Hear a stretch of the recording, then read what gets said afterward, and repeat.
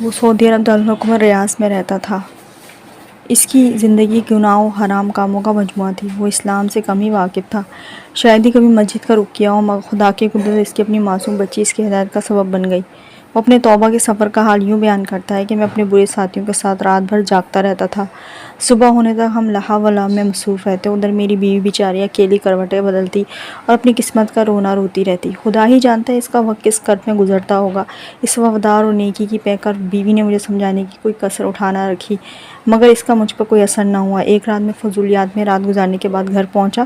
رات کے 3 بجے تھے۔ میں ایک نظر اپنی بیوی اور معصوم بیٹی پر ڈالی تو وہ گہری نیند سو رہی تھی۔ میں ساتھ والے کمرے میں چلا گیا۔ رات کا بقیہ حصہ ویڈیو پر فحش اور غلیظ فلمیں دیکھ کر گزاروں گا۔ رات کی وہ گھڑیاں جس میں ہمارا رب نچلے آسمان پر آ کر اعلان کرتا ہے کہ ہے کوئی مجھے دعا کرنے والا کہ میں اس کی دعا قبول کروں، ہے کوئی گناہوں کی معافی مانگنے والا کہ میں اسے بخش دوں، ہے کوئی مجھ سے مانگنے والا کہ میں اسے دے دوں۔ اچانک کمرے کا دروازہ کھلا اور میری چھوٹی بچی جس کی عمر 5 سال سے زیادہ نہ تھی اندر داخل ہوئی۔ اس نے حیرانگی اور نفرت کے ملے جلے تاثر کے ساتھ میری طرف دیکھا اور فوراً بولی، ابو جی آپ کا یہ رویہ بہت غلط ہے، خدا کا کچھ خوف کریں۔ اس نے 3 بار یہی الفاظ دہرائے اور دروازہ بند کر کے چلی گئی۔ یہ الفاظ سن کر مجھے ایسا دھچکا لگا کہ ہوش و حواس کھو بیٹھا، کچھ سمجھ نہیں آتا تھا کیا کروں۔ میں نے VCR بند کیا اور پریشانی کے عالم میں بیٹھ گیا۔ اس کے الفاظ مسلسل میرے کانوں میں گونج رہے تھے، یوں لگتا تھا اسی میں میری جان نکل جائے گی۔ میں کمرے سے نکل کر بچی کے پیچھے دوڑا تو اس نے دیکھا وہ واپس اپنے بستر پر جا چکی تھی۔ صبح ہو گئی۔ تھوڑی دیر بعد قریبی مسجد میں رات کے سناٹے کو چیرتی ہوئی فجر کی اذان کی آواز کانوں سے ٹکرائی۔ ایک دم میں وضو کر کے مسجد کی طرف چل دیا، اس لیے نہیں کہ مجھے نماز کا بڑا شوق تھا، بلکہ اس لیے کہ شاید اس سے میری رات والی حالت کچھ بہتر ہو جائے گی، کیونکہ بچی کی آواز ابھی تک میرے کانوں کے پردے پھاڑ رہی تھی۔ میں مسجد پہنچا ہی تھا کہ جماعت کے لیے اقامت ہو گئی۔ امام نے تکبیر کہی، اس کے بعد قرات کی، اس نے سجدہ کیا اور میں بھی اس کے پیچھے سجدے میں چلا گیا۔ سجدے میں پہنچ کر جو ہی میں نے پیشانی زمین پہ رکھی میں پھٹ پڑا، بہت زیادہ رویا۔ مجھے نہیں معلوم میں کیوں رویا۔ گزشتہ 7 برس میں یہ میرا پہلا سجدہ تھا جو میں نے رب کے لیے کیا۔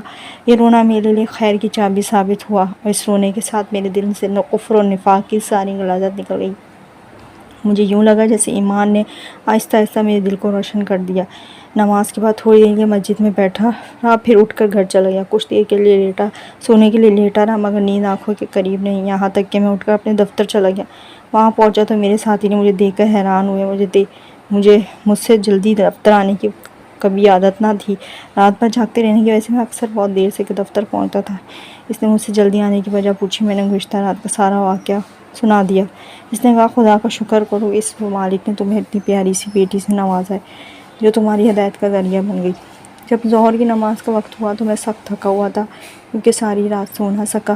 میں نے اپنے دوست کو کہا، میرا کام ذرا سنبھال لیں اور میں خود گھر چلا آیا، کچھ دیر آرام کر لوں گا۔ ادھر مجھے اپنی اس معصوم بچی سے ملنے کا بہت اشتیاق ہو رہا تھا جو میری ہدایت کا سبب بنی، جس نے مجھے حق تعالیٰ کی طرف رجوع کا راستہ دکھایا۔